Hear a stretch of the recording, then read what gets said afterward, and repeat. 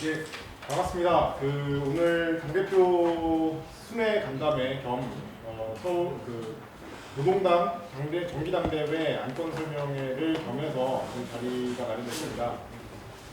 중앙당에서 열심히 지금 대표님께서 전국을 순회하면서 당대회 안건 설명회와 간담회를 진행하고 계시는데요. 이미 알고 계시겠지만은 노동당의 상연 사업계획을 비롯해서 현재 노동당이 사업들 소개를 해주실 거고요. 이번 당대회에서 중요한 정기당대회에서 다뤄질 안건들에 대해서 당대회 현장에서 당 대의원들이 바로 현장에서 파악하고 의견을 내는 것보다 미리 숙지하고, 그리고 당원들이 또 미리 이에 대해서 숙지하고 당 대의원들에게 의견을 또 개진할 수 있는 기회가 되기를 마련하기 위한 그런 자리로 이해해 주셨으면 좋겠습니다.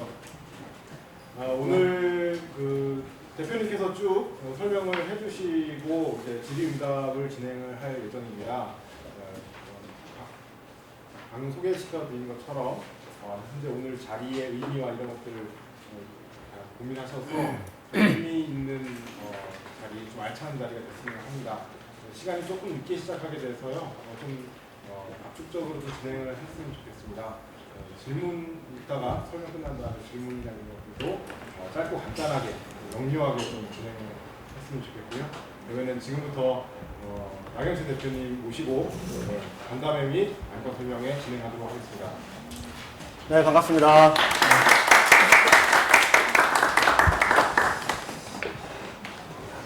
먼저 오늘 당대표 순회 간담회 및 당대회 안건 설명회에 참여해 주신 만장하신 당원 동지 여러분, 와주셔서 감사합니다. 또 이 자리에 계신 분들보다 아마도 훨씬 더 많은 분들이 인터넷 방송을 함께 보면서 당대회 안건에 대한 또 생각을 정리하고 계실 거라고 보고요. 또 오늘 기회가 당대회 안건을 좀 숙지하고 당원으로서 판단을 하는데 도움이 되는 설명회가 되었으면 좋겠습니다.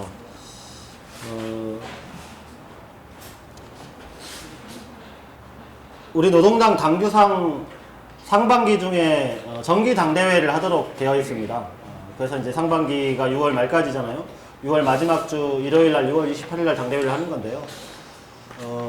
아직 우리나라의 경우에는 그런 일이 흔한 일은 아닌 것 같은데, 외국의 진보정당 혹은 좌파정당들이 당원대회를 하게 되는 경우에 각 지자체에서 그 당원대회를 유치하려고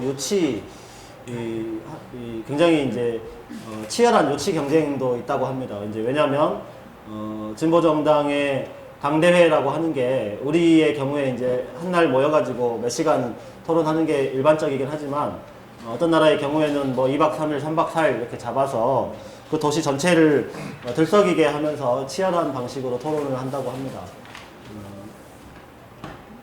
2015년도 노동당의 정기 당대회는 그런 의미에서 강서장협이 유치에 성공하셨어요. 강서구민회관에서 그래서 하게 됩니다. 6월 28일 일요일 오후 2시에 강서구민회관에서 당대회를 하게 되는데요. 우리나라도 우리 당도 몇 년 후에는 우리 당의 당대회를 각 단체장들이, 지자체 단체장과 주민들이 서로 유치하려고 이렇게 막 노력하게 되기를 희망하면서, 그렇게 되려면 우리가 당대회도 잘 치르고 또 이 현명한 의견으로 당의 사업이 결정되고 집행될 수 있도록 각자 힘을 좀 모아야 될 것 같습니다. 그런 바람과 염원을 담아서 오늘 당대회 이 안건을 쭉 설명을 드리겠습니다. 먼저 자료집을, 이 자리에 계신 분들은 자료집을 나눠 받으셔서 갖고 계시는데요.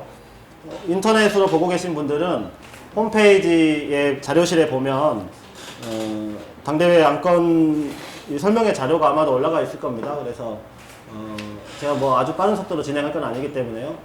다운을 받으셔서 보면서 진행을 함께 하셔도 될 것 같습니다.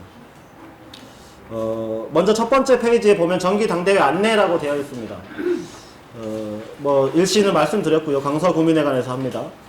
안건이 심의안건 5가지, 보고안건 5가지 이렇게 현재 준비되어 있습니다. 이 안건의 종류는 더 늘어날 수 있습니다. 이제 왜냐하면 당대회 안건을 상정하는 방식이 대표단 회의를 거쳐서 전국위원회 의결 후에 당대회에 제출되는 이런 방식이 있고 또 대의원이 일정 수 이상 연명을 통해서 특정한 안건을 발의할 수도 있습니다. 대의원이 아닌 당원들도 일정한 수 이상의 서명과 함께 당대회 안건을 발의할 수 있습니다. 따라서 두 번째, 세 번째 방식에 의한 당대회 안건 발의가 추후에라도 있을 수 있기 때문에 이 안건의 숫자는 더 줄어들지는 않겠지만 늘어날 수는 있습니다. 그걸 감안해 주시고요. 먼저 아주 간단하게 설명할 수 있는 당대회 안건은 별도로 자료를 준비하지 않았고 특별히 쟁점이 이미 형성되었거나 토론이 이렇게 있는 내용 중심으로 오늘 설명을 드릴 겁니다. 그래서 이제 뭐 아주 쟁점이 심하지 않은 내용 중심으로 말씀드리면요. 안건 첫 번째는 일단 의장단 선출의 건입니다. 당대회 의장은 제가 의장으로서 사회를 보는 게 아니고 별도로 당 대의원 중에서 선출하도록 되어 있습니다. 그래서 이제 우리 당규가 그렇게 정하고 있기 때문인데요. 우리가 보통 우리 이덕우 당원님을 이덕우 의장님 이렇게 부르잖아요. 정확히 말하면 현재 의장님이 아니세요. 왜냐하면 우리 당규상 의장의 임기는 당 대의원의 임기와 함께 시작하고 함께 만료합니다.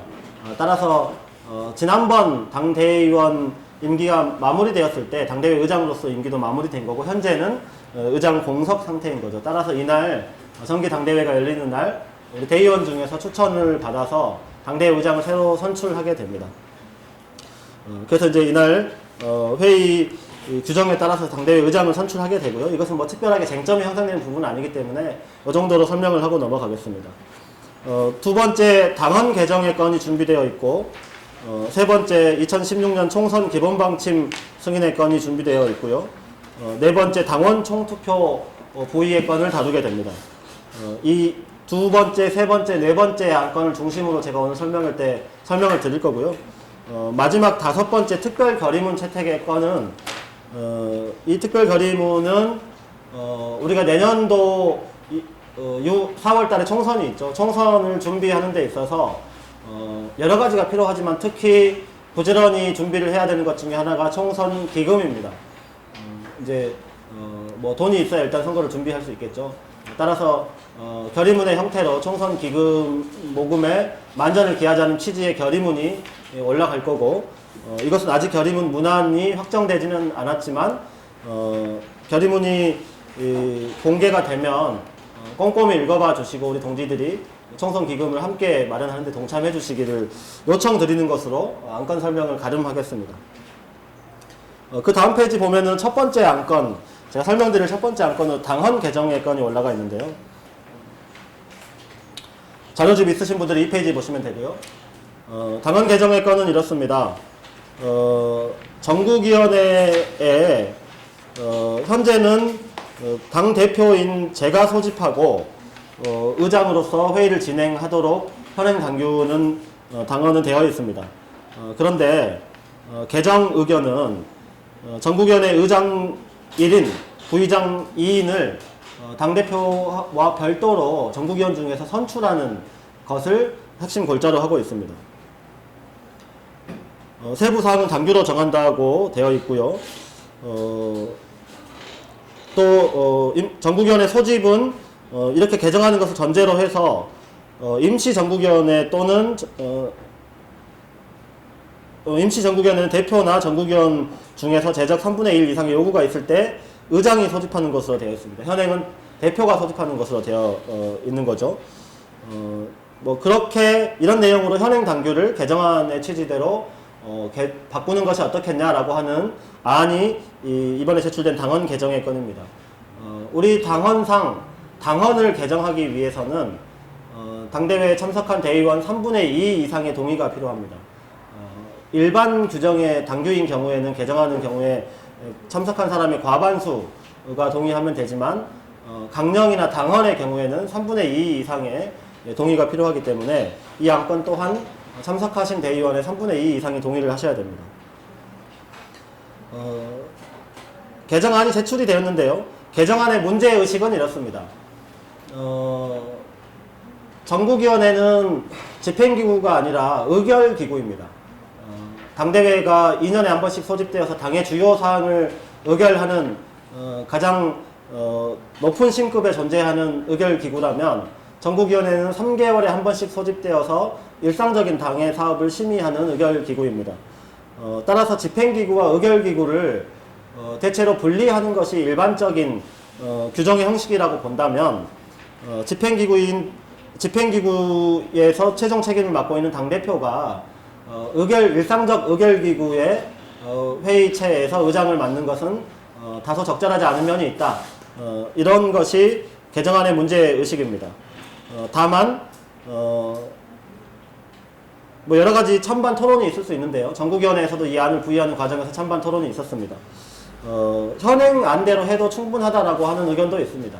현행 안대로 해도 충분하다고 하는 의견은 일반적으로 집행기구와 의결기구를 분리하는 것이 보통이지만 예컨대 민주노총의 경우에도 중앙집행위원회나 심지어는 최고 의사결정기구인 대의원대회의 진행을 민주노총 위원장이 진행합니다.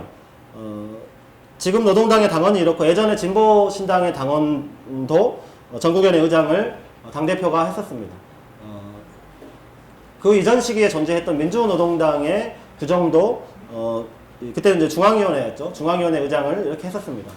따라서 이것은 어떤 반드시 의결기구의 중앙위원회나 중앙위원회의 진행을 당대표가 아닌 별도로 선출된 의장이 해야 된다라고 하는 일관된 원칙이 있는 것은 아닙니다. 다만 우리의 경우에 어떤 것이 보다 바람직한가라고 하는 점을 우리 대의원 동지들께서 당원 동지들께서 판단해 주시면 충분하다고 봅니다. 그래서 이제 그런 취지의 개정안이 제출되어 있다 이렇게 설명을 드릴 수 있을 것 같고요. 상대적으로 이건 쟁점이 분명하고 간명하기 때문에 이 정도로 좀 설명을 드리고 바로 넘어가도록 하겠습니다. 자료집 3페이지부터 총선 방침 승인의 건이 있는데요. 총선 방침 승인의 건에 대해서 설명드리겠습니다. 2016년 4월 달에 총선이 예정되어 있습니다. 우리 당도 쉽지 않은 조건에서 총선을 준비하고자 하고 그 첫 번째 단계로 총선 기본 방침을 대의원대회에 제출드리는 것입니다. 이번에 대의원대회에 제출하는 총선 기본 방침은 총선준비위원회를 전국위원회 산하에 설치해서 여러 차례 회의를 하고 준비를 거듭했고 그 최종 결론을 총선 기본 방침안이라고 하는 형태로 담아서 대표단을 거쳐서 전국위원회의 안건으로 상정이 돼서 토론을 통해서 전국위원회에서 확정된 안입니다. 따라서 전국위원회가 대의원대회에 보고하면서 최종 심의를 해주십사 이렇게 제출드리는 안건이라고 보시면 됩니다.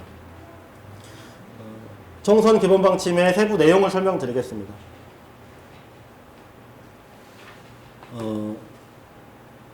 기본 방침은 이번 다가오는 2016년 총선의 의미를 17년 대선으로 넘어가는 과도기이고 선거제도 개편 등에 따른 정치 세력의 재편기이면서 사회 경제적 측면에서 신자유주의 위기에 따른 여러 가지 사회 갈등, 또 박근혜 정부의 통치 방식에 대한 불만이 전면화되는 시기에 치러지면서 우리 노동당에게 독자적 정당 노선의 시험장이고 새로운 운동 주체로의 도책이라고 하는 대내적 의미를 지니고 있다라고 규정하고 있습니다.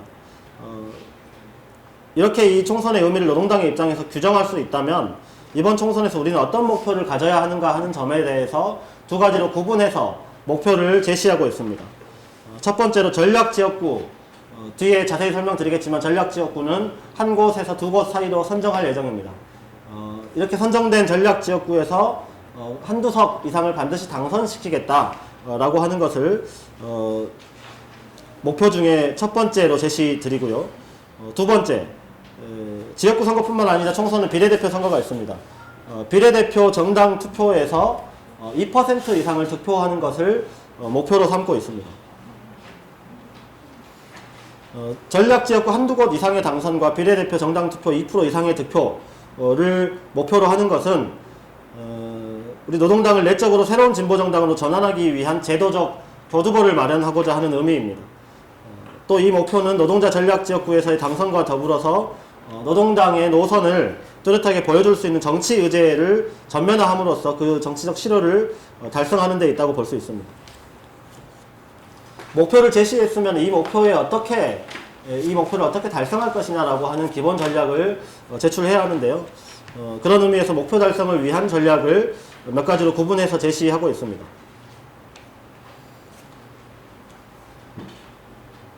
자료집의 중간 부분에 보면은 압축해서 설명하고 있는데요. 목표 달성을 위한 전략을 압축해서 말씀드리면 전략지역구의 경우에는 조기에 후보를 세우고 조기 선거태세로 전환하는 것을 핵심적인 골자로 하고 있습니다. 비례대표 선거의 경우에는 조기에 의제 전략을 수립하고 그 다음에 이 의제와 관계 있는 후보를 발굴해서 활동하는 것을 핵심 전략으로 하고 있습니다. 전체적으로는 당 전체가 하반기부터 본격적으로 조기 총선 준비 태세에 들어간다라고 하는 것을 그 핵심적인 내용으로 하고 있습니다. 보통의 경우에 큰 선거를 당이 준비할 때 예를 들면 내년도 4월 달에 선거가 있다 이렇게 하면 하반기 정도에 준비를 시작해서 늦가을이나 겨울 또는 늦으면은 다음에 봄 정도가 되어야 후보를 선출하고 후보 선출과 유사한 시기에 핵심 정책과 의제를 선정하게 됩니다. 그런데 이번의 경우에는 우리가 이 당겨서 준비할 수 있는 최대치의 경우로 이것을 당겨서 준비하지 않으면, 다른 말로 하면 조기 선거 태세로 준비하지 않으면 매우 우리를 둘러싼 조건과 상황이 열악하기 때문에 총선 목표를 제대로 달성하기 어렵다라고 하는 상황 판단에 근거하고 있습니다. 그런 의미에서 총선준비위원회가 제출한 총선의 조건을 보시면은요, 우리 당은 그동안에 여러 가지 과정을 거치면서 당적 자원이 유실되는 과정을 계속해서 겪어왔습니다. 또 당의 내외적 여러 가지 모색을 했음에도 불구하고 뚜렷한 노동당만의 노선과 전망을 만들어내는데 성공하지 못했습니다. 내부적으로 창당 후에 가장 취약한 조직적인 또 재정적인 조건을 가지고 있고, 외부적으로는 우리 당의 정치적 유효성이 전반적으로 침체되어 있는 상태이기도 합니다. 그런 상황에서 2017년 대선을 앞두고 있기 때문에 정권 교체에 대한 요구가 매우 극단적으로 요구되는 시점에서 우리가 총선을 치러야 한다라고 간단하게 정리할 수 있을 것 같습니다. 따라서 아직 총선을 둘러싼 여러 가지 정세적 조건이 고정되어 있지 않은 이 시기에 정치적 효과를 극대화할 수 있는 실천 전략을 모색하는 것에 이 기본 전략에 방점을 찍었습니다. 간단하게 말씀드렸지만 지역구 전략을 다시 한번 말씀드리겠습니다. 전략 지역구를 선정할 예정입니다. 우리 당은 이 안이 승인이 되면 하반기부터 우리가 최대한 노력을 기울이는 경우에 당선 가능성이 높은 노동자 밀집 지역을 하나에서 많으면 2개 정도까지 선정할 예정입니다. 이렇게 선정된 노동자 밀집 지역 한두 개를 총선에 있어서 우리 당이 전략 지역구로 삼으려고 합니다. 전략 지역구로 선정이 되면 이 기본 방침안이 채택된 직후부터 9월까지 최대한 후보자 발굴을 완료하고 곧바로 그 지역의 경우에는 우선적으로 총선 준비 태세로 전환하고자 합니다. 중앙당과 광역시도당의 결의에 의거해서 총선 담당 상근자를 선임하는 것을 포함해서 다른 당부와도 함께 지역 후보 활동 전략을 수립해서 실행할 계획입니다. 다만 전략지역구에 당이 자원을 집중한다고 해서 전략지역구가 아닌 다른 지역의 경우에는 후보 출마를 고민하지 않거나 덜 중요하다 이렇게 보고 있는 것은 아닙니다. 어떻게 보면 전략지역구가 아닌 보다 다수의 일반 지역구에서 활동하는 우리 당 조직이 이번 총선에 최대한 당의 역량을 자기 지역의 역량을 투입해 주십사라고 요청하는 것 또한 매우 중요한 과제입니다. 그런 의미에서 일반 지역구의 경우에는 그 지역 정치에서의 필요성, 또 새로운 정치 주체 발굴 등의 목표에 의해서 광역시도당 1개 이상의 지역구에 출마자를 조직하고 또 조직적으로 총선 준비를 함께 해주십사라고 하는 주문을 담았습니다. 이렇게 전략지역구와 일반 지역구를 구분해서 지역구 전략을 제출드리고 있는 것이고요. 비례대표 선거의 경우에는 2% 이상을 정당 득표로 득표하겠다라고 하는 목표를 제시했는데요. 이에 근접하기 위한 수단으로 현재 우리는 이제 내부적으로 사회운동이 당이 처한 내부적 여러 가지 어려운 조건, 또 사회운동이 매우 약화되었고 심지어는 해체되고 있다라고까지 볼 수 있는 국면이다라고 하는 외부적 조건까지 감안하면 선거 시기에만 자원을 집중적으로 투자하는 것으로는 목표 달성이 어렵다 이렇게 보고 있고요. 따라서 올해 하반기부터 선거 국면이 아직 형성이 되기 전이다 하더라도 핵심적인 우리 당이 선거 때까지 일관되게 추진할 의제를 선정을 하고 그 의제를 중심으로 비례대표 선거를 준비하려고 합니다. 이 의제 전략에서 고려해야 될 중요한 요소로는 이게 단지 어떤 선거 때 제출한 정책과 이슈만의 문제가 아니라 약화되고 해체된 사회운동을 당의 의제적 개입을 통해서 재형성한다고 하는 사회운동 형성 전략의 관점에서 이것을 보아야 하겠다 이렇게 입장을 정하고 있습니다. 그런 관점에서 보았을 때 어떤 의제를 제시하는 것이 가장 효과적이겠냐를 고민을 했고 노동의제와 정치개혁 의제로 구분해서 제시하기로 했습니다. 그 다음 페이지에 보다 상세하게 설명이 되어 있는데요. 노동의제의 경우에는 현재 우리 당이 총력을 기울여서 국민투표라는 형태로 사업을 하고 있는 최저임금 1만원 인상운동, 그리고 기본소득으로 최저임금과 기본소득으로 더 적게 노동하면서도 현재 우리나라의 노동소득 분배율이 약 60%라고 하는데요. 이것을 지금보다 약 10% 정도 더 끌어올리자, 이걸 통해서 원하는 모두가 안정적인 일자리를 얻는 사회를 만들자는 것을 기조로 한 노동의제 전략을 구사하고자 합니다. 이를 통해서 불안정 저임금 장시간 노동체제 종식을 위한 이 기본소득을 총선 의제로 제출하려고 하는 거고요. 두 번째 의제로는 정치개혁 의제를 중대한 의제라고 보고 있습니다. 전면적 비례대표제를 우리 당의 당론으로 삼고 있고요. 대통령 선거와 단체장 선거에서 결선 투표를 도입하자라고 하는 것을 주장할 예정입니다. 또 비정규직 노동자들이 투표 시간이나 기간이 늘어났음에도 불구하고 계속해서 현실적으로 투표권을 보장받고 있지 못하다라고 하는 평가에 의거해서 실질적으로 비정규직 노동자들의 투표권을 보장할 수 있는 방안을 적극적으로 주장할 예정입니다. 이런 등등의 정치개혁 의제를 포함해서 노동의제와 정치개혁 의제, 이 두 가지 2대 아젠다를 통해서 당의 비례대표 선거를 실시하려고 합니다. 다만 말씀드린 사항 중에 기본소득과 관련된 내용은 구체적인 전략안이 아직 제출되지는 않았습니다. 우리 노동당의 기본소득론을 당대회에서 이 안건이 승인이 되면 차기 전국위원회까지 제출을 해서 토론 후에 확정할 예정입니다. 현재 최저임금 노동의제 중에서 중심적으로 삼고 있는 최저임금 문제는 최저임금 1만원 모든 노동자 권리보장 노동당 운동본부라고 하는 별도의 전국위원회 산하 운동본부를 통해서 사업을 진행하고 있습니다. 또 정치개혁 의제 중에서 우리가 중요하다고 판단하고 있는 내용들에 대해서는 정치개혁 사업본부를 통해서 의제화를 추진하고 있습니다.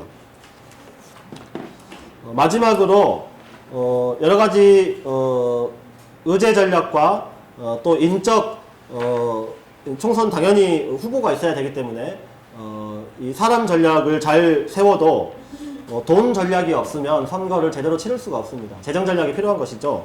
그런 의미에서 중앙당 일반 회계와 엄격히 분리해서 총선 기금을 모으고 관리하려고 합니다.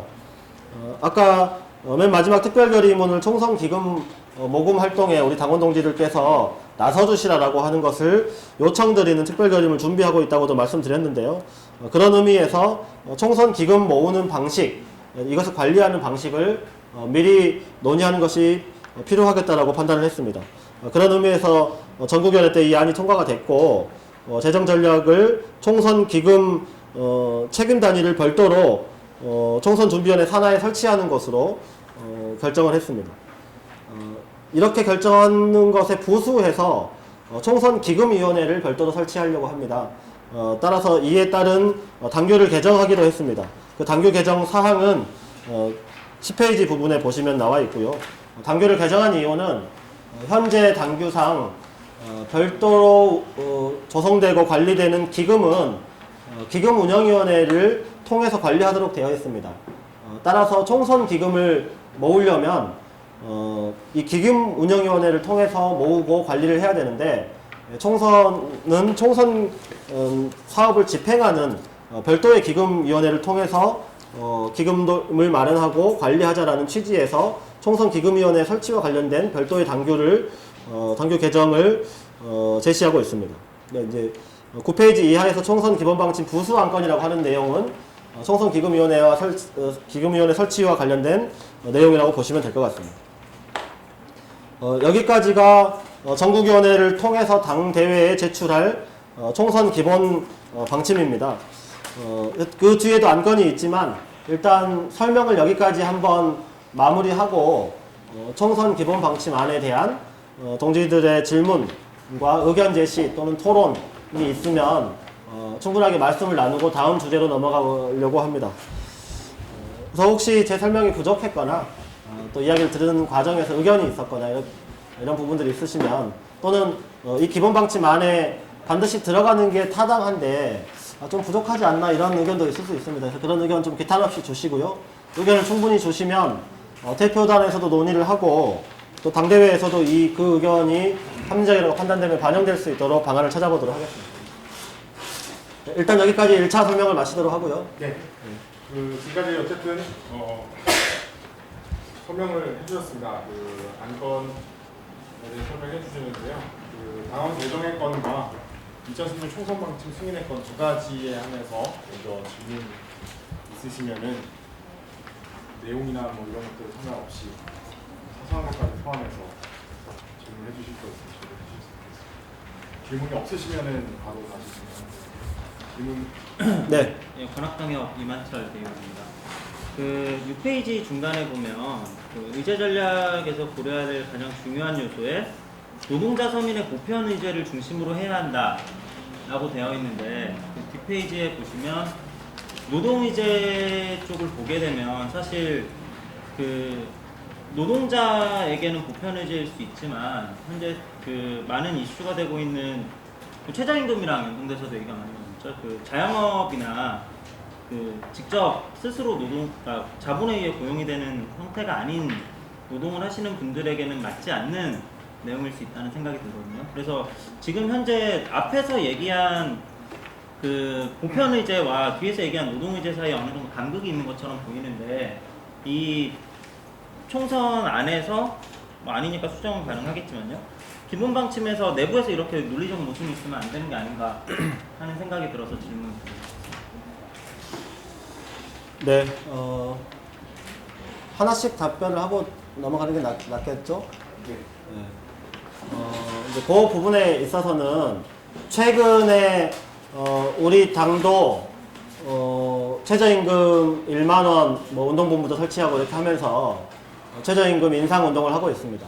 인상의 목표로 10,000원이라고 하는 구체적 금액을 제시하고 있습니다. 우리 당뿐만 아니라 민주노총과 정의당에서도 그렇게 방침을 세워서 적극적으로 캠페인 활동을 하고 있습니다.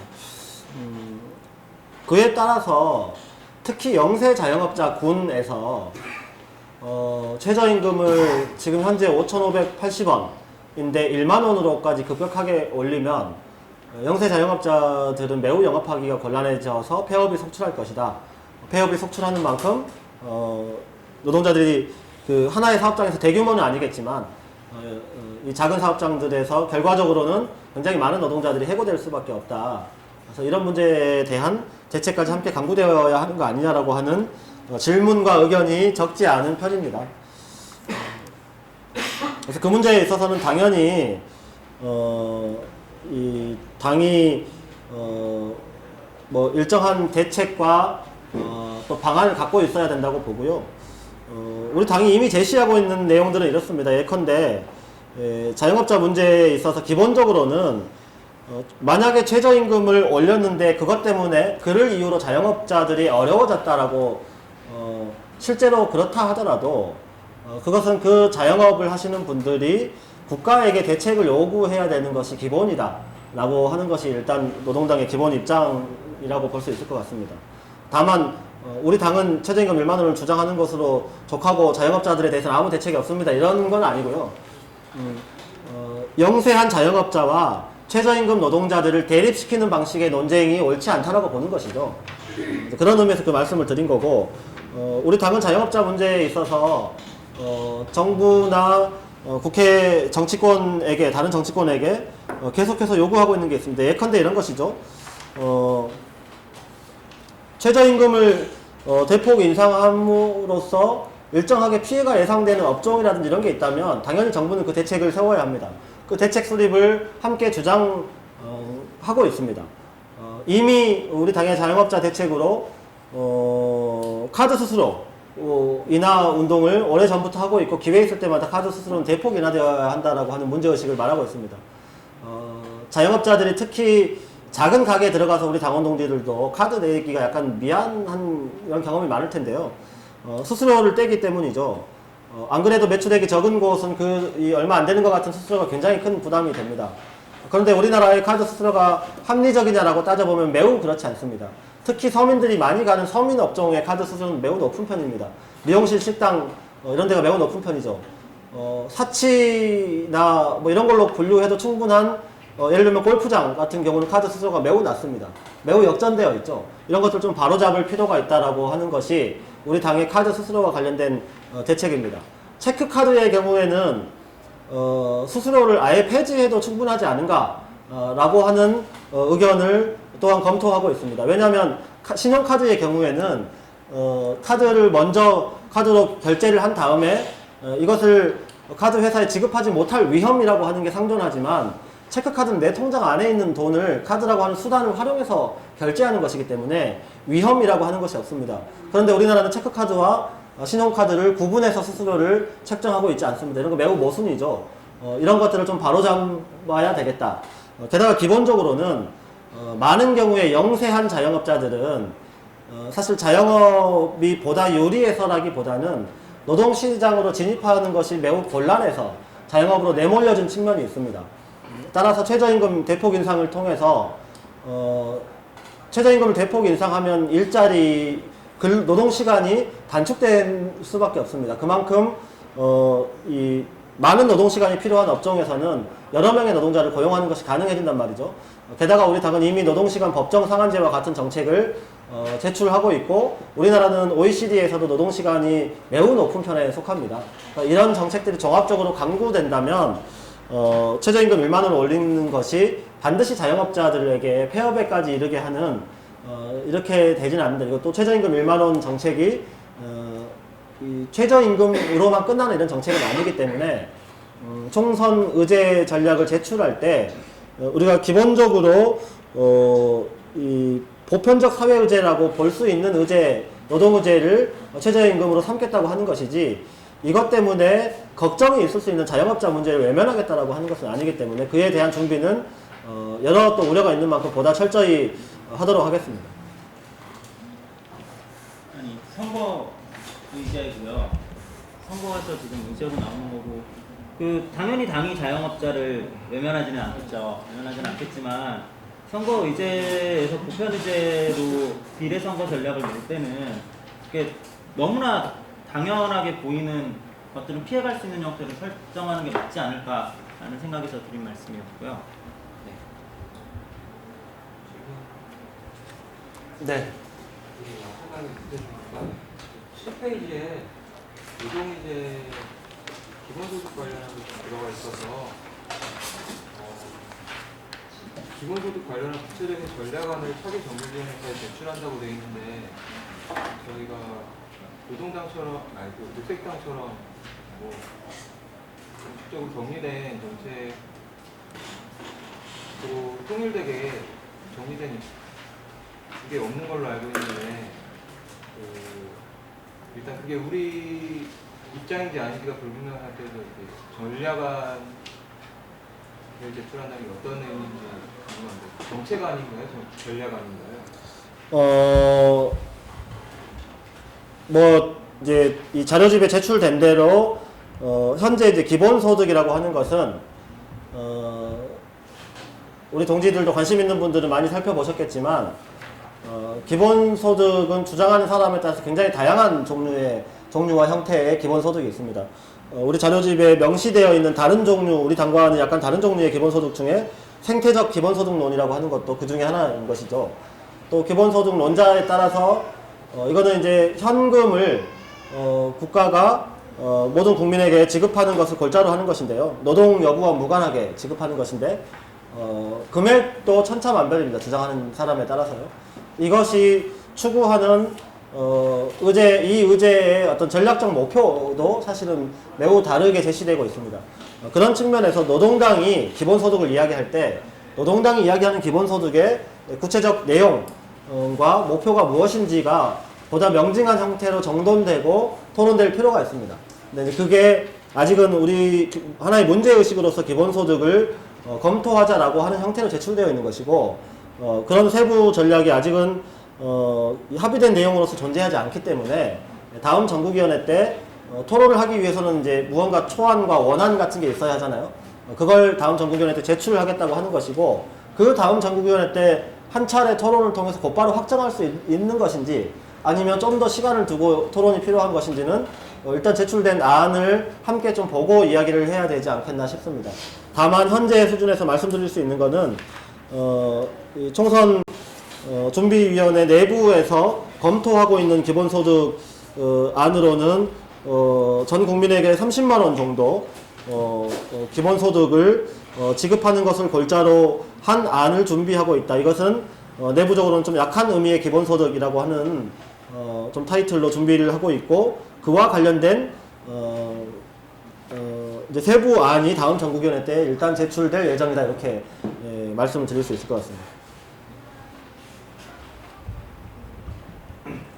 네, 답이 일단 된 거죠? 일단은? 이게 전략안이라서 바로 네네. 건지 예. 전학당의 왕국군입니다. 저 2페이지랑 3페이지 왔을 때 비례대표 정당 투표 6% 이상의 득표가 총 목표고 사실 비례대표 선거에서 유의미한 정치 시료를 달성하겠다는 3페이지의 내용이 이 목표를 설정한 이유 혹은 목적이 될 것 같은데요. 그 비례대표 2%가 어떠한 선거에서의 유의미한 정치적 시료를 갖고 있는지라는 게 좀 잘 안 들어간다는 생각이 드는 게 일단 당선이 아니고요. 비례대표 당선 자체가 아니고 그렇다고 정당법당에 의해서 국고보조금을 받을 수 있는 상한선, 최저선도 아니고 일단 목표가 설정되었을 때 그 목적 자체가 유의미한 정치적 시효를 달성하는 것이라고 한다면 그에 합당한 선이 나와야 되는데 2%가 대체 어떤 의미에서 잡혀있는 선인지 알 수가 없다라는 그 판단이 계속 들어서 좀 질문을 드리겠습니다. 일단은 다른 안건도 그렇지만 총선 방침 승인의 건과 관련해서는 총선준비위원회 준비위원장을 맡고 계시는 최승현 부대표도 자리에 함께하고 계시기 때문에 이제 일단 제가 말씀을 드리고 또 추가로 말씀하실 내용이 있으면 같이 이야기를 해주시면 좋겠고요. 기본적으로는 비례대표 선거를 통해서 정당 투표 2% 이상을 득표하겠다라고 하는 것의 정치적 의미는 이 문서에서는 정치적 실효라고 하는 단어로 제출을 하고 있는 것인데요. 말씀하신 것처럼 정당 투표 2% 득표로 비례대표 1명 이상을 당선시킬 수 있는 목표치를 제시한 것도 아니고 국고보조금과 관련된 목표를 제시하고 있는 것도 아닙니다. 다만 진보신당, 과거의 진보신당, 그 다음에 진보신당과 합당을 한 사회당 그렇게 해서 지금 현재 우리 당의 당명인 노동당이 치루었던 어떠한 선거에서도 아직은 우리는 비례대표 2% 장벽을 넘지는 못했다. 직전 선거에서 1.13% 1% 초반대 진보신당 창당 초기에는 이제 물론 조금 더 높았죠. 아쉽게 비례대표를 당선을 못 시켰지만 이제 그런 취지에서 전국적으로 당을 알리고 이 당의 정치적 전망에 대해서 2% 정도, 최소 2% 정도의 정치적 승인을 유권자들에게 받아내겠다라고 하는 목표를 제시했다 이렇게 보실 수 있을 것 같습니다. 저는 좀 그렇게 함께 봐주셨으면 좋겠다 이렇게 말씀을 드릴 수 있을 것 같고요. 혹시 더 붙이실 말씀 계신가요? 전략적으로 당선이 있으면 당연히 비례대표 정당 투표의 퍼센테이지도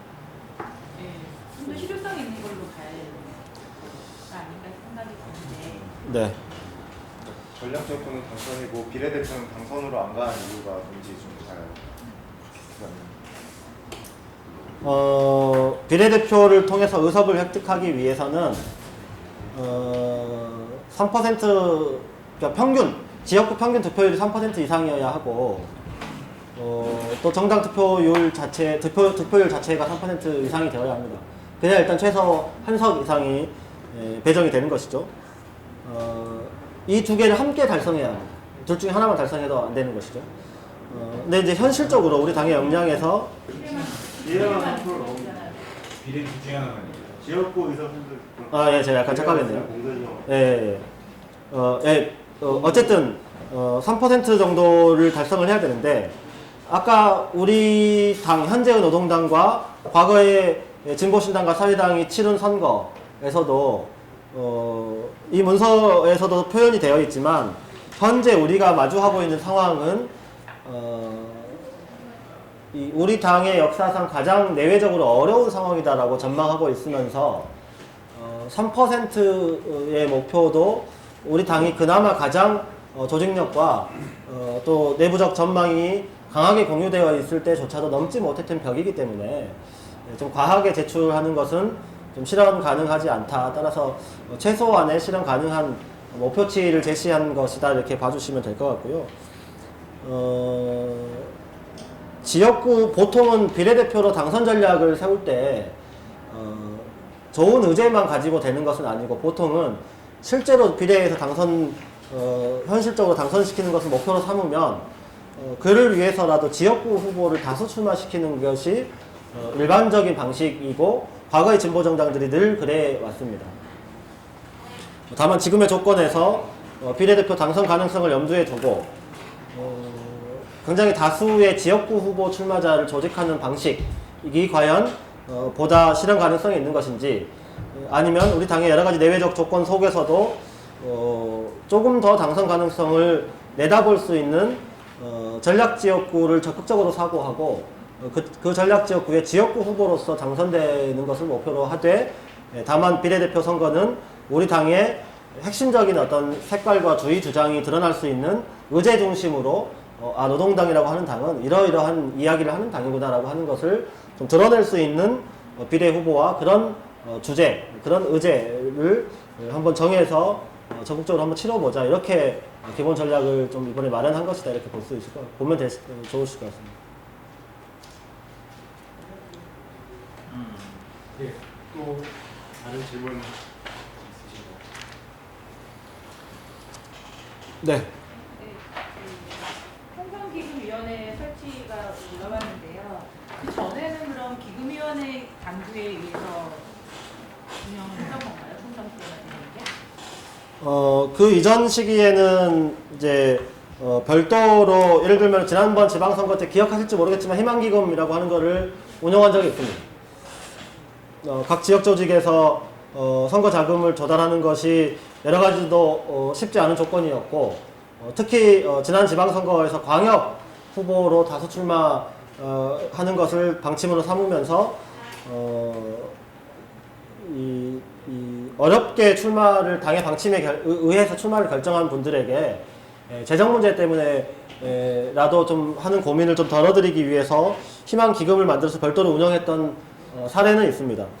다만 이번에 제출드린 것은 훨씬 더 일찍부터 총선 기금을 모아서 훨씬 더 일찍부터 관리하겠다라고 하는 것이고 우리 당 내부적 뿐만 아니라 당 내외적으로 노동당의 총선에 좀 투자해 주십시오라고 하는 요청을 본격적으로 한번 해보겠다. 이를 위해서 일반적인 당비라든지 특별당비 이런 것들은 산림시를 통해서 관리를 합니다. 또 예를 들면 노동당의 경우에 비정규 노동자 투쟁을 적극적으로 엄호하고 또 능동적으로 펼쳐나가기 위해서 비정규직 기금을 당원들에게 별도로 걷고 있습니다. 이 기금은 일반 회계와 별도로 관리되고 있죠. 또 당 기관지를 운영하기 위해서 기관지 위원회를 통해서 기금을 또 별도 관리하고 있기도 합니다. 총선이라고 하는 내년도에 우리가 치루어야 하는 굉장히 중요한 정치 일정이 굉장히 또 적지 않은 비용이 소모되기 때문에 우리 당이 재정적으로 어려운 조건이라고 하는 것은 경우에 따라서는 일반 회계가 재정적으로 어렵다고 하는 것은 일상적 회계가 매우 어렵다는 것이거든요. 따라서 이 어려운 상황에서 일상적 회계와 총선 회계를 단일한 체계로 놓으면 이게 혼재되면서 일상 회계의 어려움을 총선 기금으로 자꾸 이렇게 쓰게 되는 이런 게 경우에 따라서 있을 수 있다. 우리가 그렇게 하면 안 된다고 하는 원칙을 가지고 있지만 뭐 이런 등등이 검토되면서 별도로 총선 기금을 관리하는 것이 낫겠다 이렇게 본 것입니다.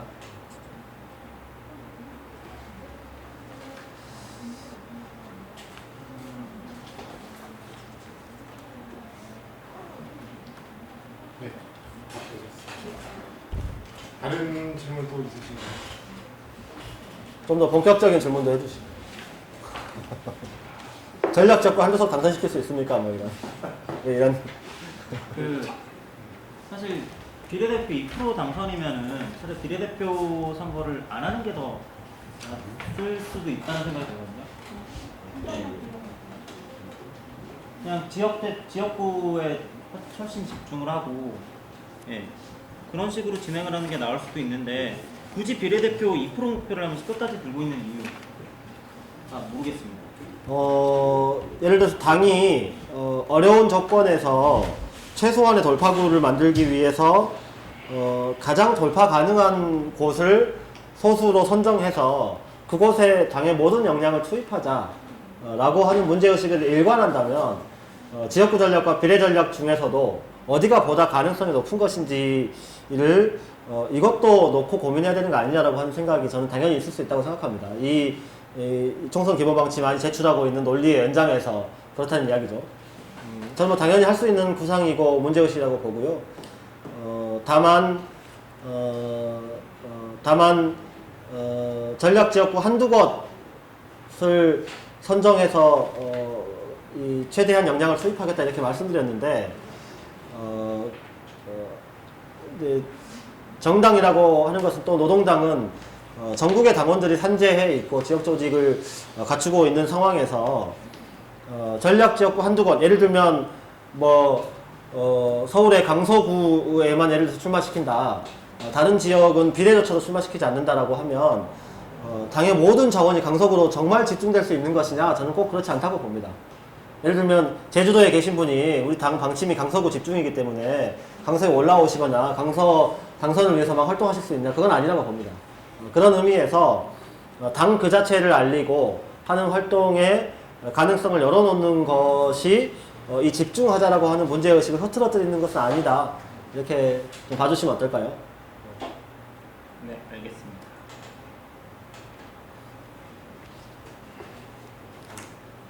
질문 있으신가요? 네, 지원병 위원장님. 운동장원 최은경입니다. 아까 말씀하신 그 질문하셨던 내용 부분이었구나. 그래서 저는 여기 기술된 내용 중에서 그 4페이지에 보면은 목표 달성 위한 전략의 첫 번째 기술인데 선거 전, 선거 시기, 선거 후를 수밀 관한 방침을 통해서 관철하는 중범위 정치 전략의 의미를 지닌다고 그 기술된 부분이 그 비례대표 선거에 대응하기 위한 선거 목표를 갖지 않았냐는 생각이 들고요.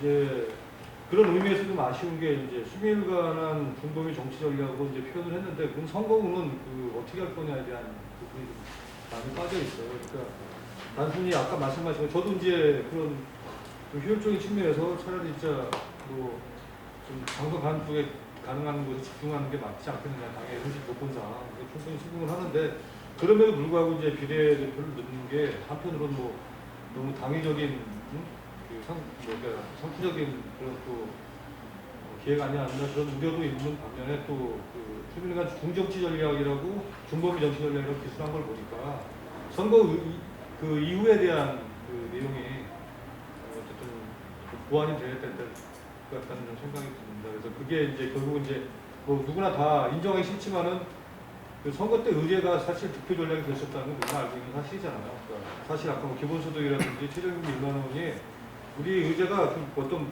부실에서 차라리 그 대중사회 쟁점이 형성될 수 있으면은 그럼 뭐 선거가 성공인데 그렇게 되지 않는 선거가 반복이 왔기 때문에 그런 의제가 결국은 이제 선거 때 득표 전략이라기보다도 이후에 선거 이후를 어떻게 우리가 그 정서를 돌파하나에 대한 대비라고 생각을 해서 이게 좀 전략 안에 대해서 그 부분이 좀 아쉽다고 생각합니다. 네. 이어서 질문을 하시는 건가요? 이어서 질문드릴 거 잠깐만요. 그거 먼저 말씀드리고. 그런 측면이 있습니다. 그래서 이제 그런 측면이 있죠. 예를 들어서 좋은 정책 또는 좋은 의제가 반드시 득표로 이어지는 것은 아니다라고 하는 것을 반드시 그런 건 아니다. 그럴 수도 있는데 그런 걸 이제 우리는 대체로 경험으로 알고 있습니다. 따라서 예를 들어서 최저임금 인상합시다라고 뭐 거리에 나가서 서명도 받고 사람들한테 이야기하면 많은 사람들이 호응하지만 그것이 반드시 득표로까지 꼭 이어지는 건 아니다라고 하는 것 또한 우리가 감각적으로 매우 잘 알고 있는데요.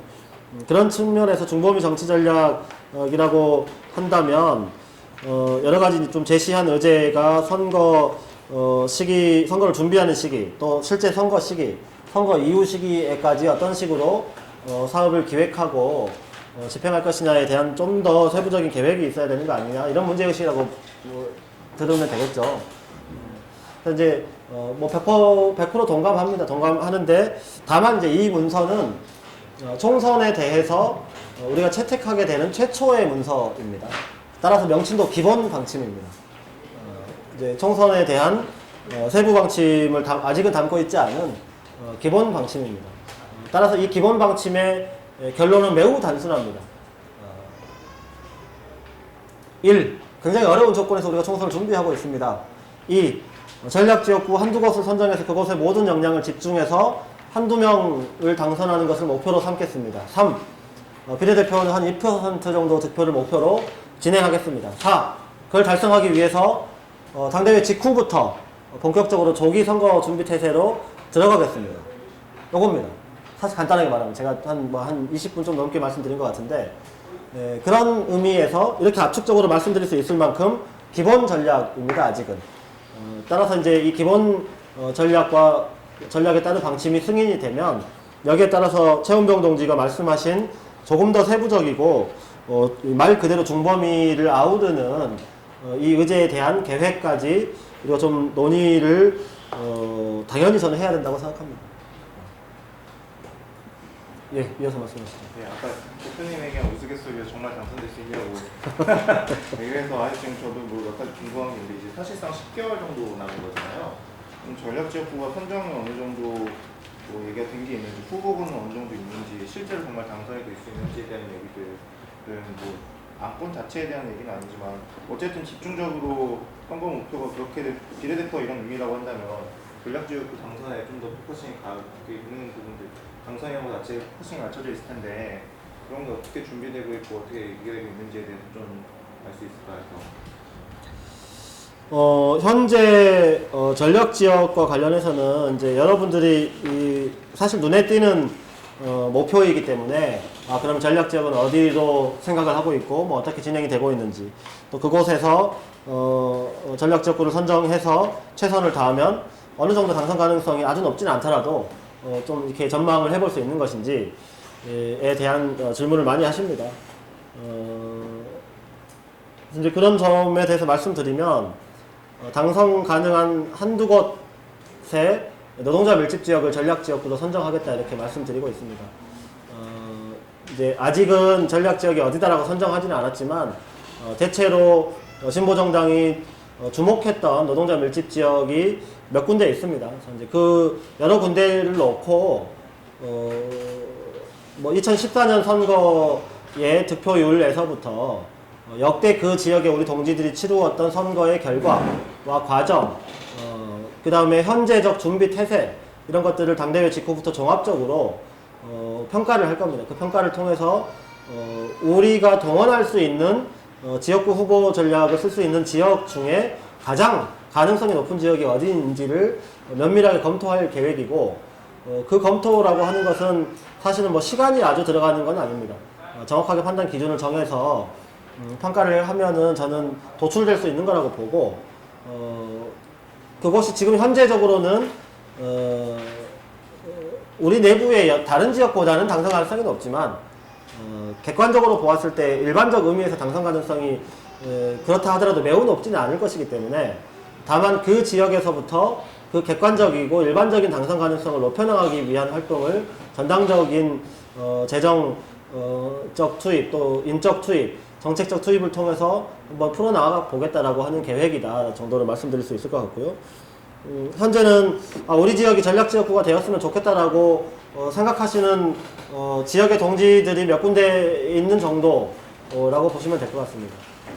제가 당대표로서 여러 지역 동지들의 상황이라든지 이런 것들을 보았을 때 울산 쪽에 계시는 동지들 그 다음에 경남 쪽에 계시는 분들이 주로는 우리 지역이 전략지역구로 선정되었으면 좋겠다는 것을 염두에 두고 여러 가지 토론을 이어가고 있는 것으로 확인되고요.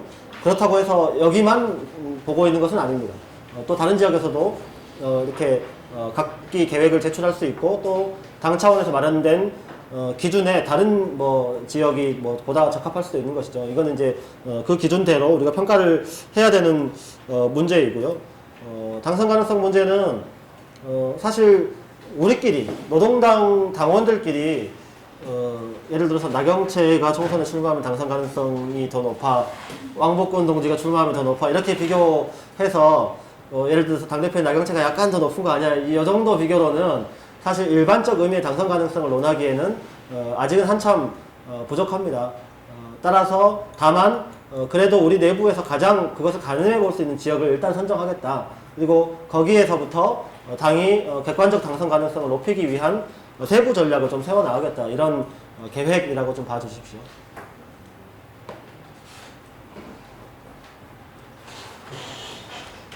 우리 수건 불공침에 대해서 멘팅 질문과 답변이 오가고 있는 가운데 시간이 계속 흘러가고 있습니다. 혹시 질문 있으시면 한 가지 질문 더 받고 넘어가고요. 질문이 없으시면 바로 다음 안건으로 넘어가도록 하겠습니다. 네, 마지막 질문 하실 분 안 계시면은 바로 다음 안건으로 넘어가겠습니다.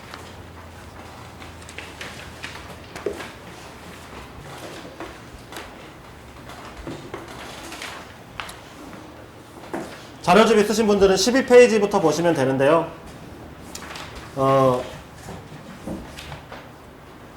아마도 이번에 당대회 때 제출되는 안건 중에 가장 좀 쟁점을 형성하는 안건 중에 하나이지 않을까 싶습니다. 당원총 투표 부의의 건입니다. 이제 이 안건은 아까 서두에서 잠깐 설명드렸듯이 당대회 안건을 상정하는 세 가지 방식 중에 대의원들이 직접 발의하는 형태로 제출되었습니다. 당대표인 저도 대의원이기 때문에 제가 이제 대의원 발의 형식으로 한 건데요. 이 당원 총투표 부의의 건에서 주목해서 보셔야 될 것은 두 가지 주문 사항인데요.